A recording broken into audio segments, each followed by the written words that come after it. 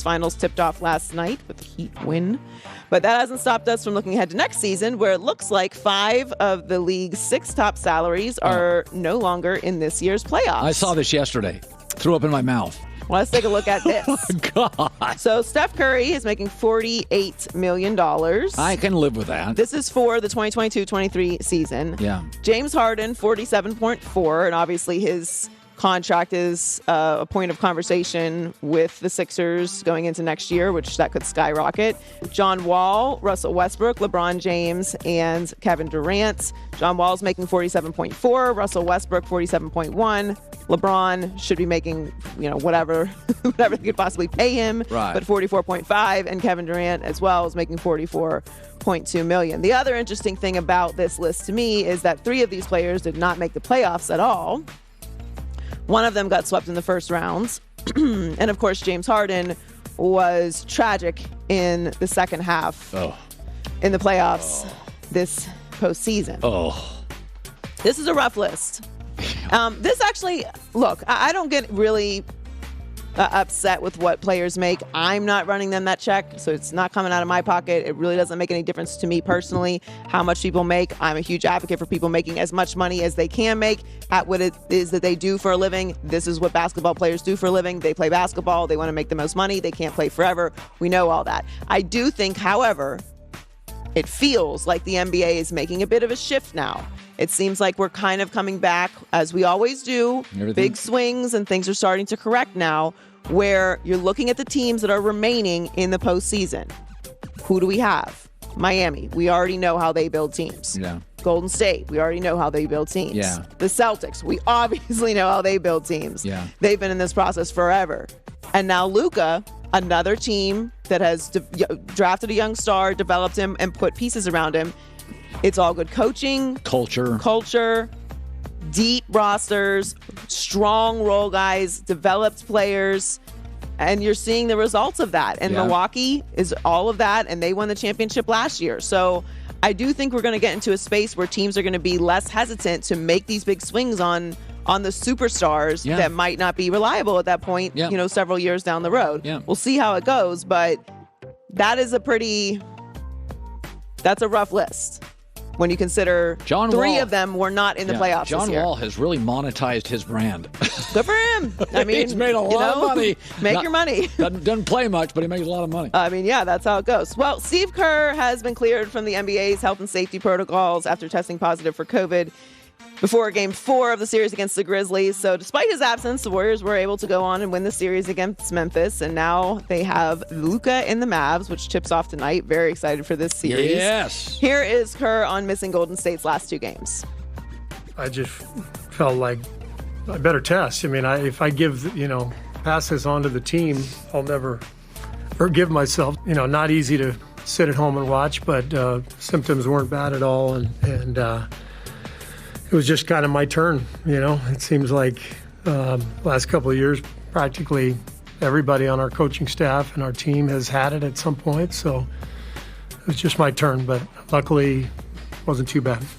There you go. Well, glad to know that he is healthy and back. And obviously they're a championship team. We're able to get it done without him there, but you're going to want him for the Western Conference Finals and the finals, and he's back. So Warriors are favored by 5.5 tonight. I like Dallas to cover. Here's what'll be interesting.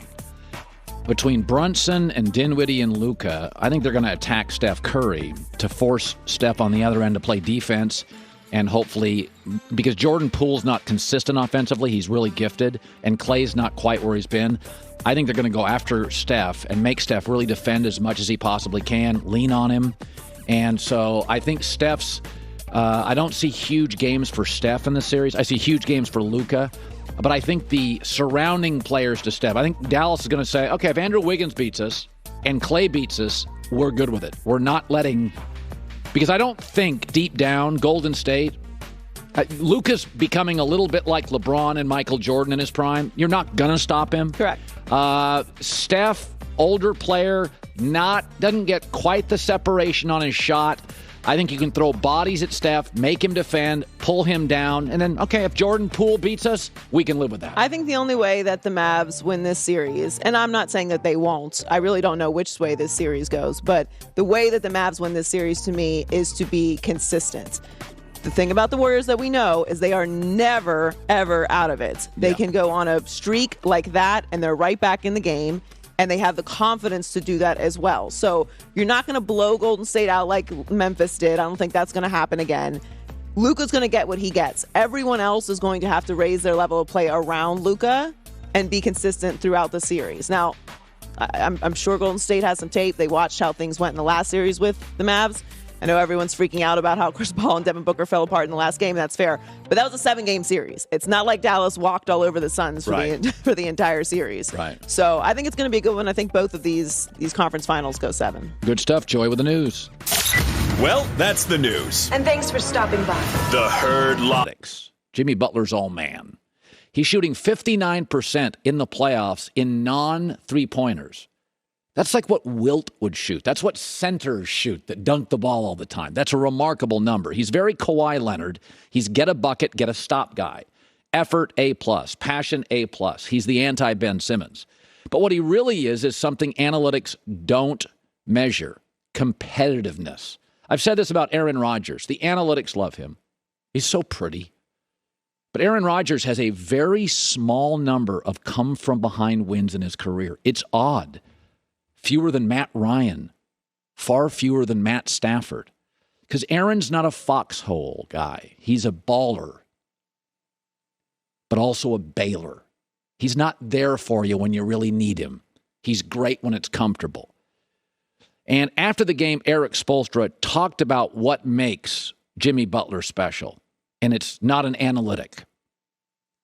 Jimmy Butler is an elite competitor.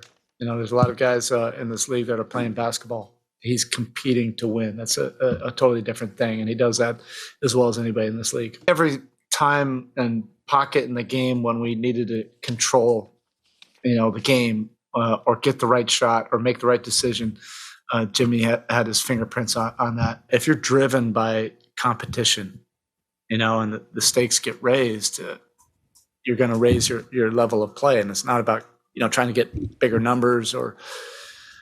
It's about doing what's required. Be the last man standing. Last night, Jimmy Butler was. Joy Taylor with the news. No. Turn on the news.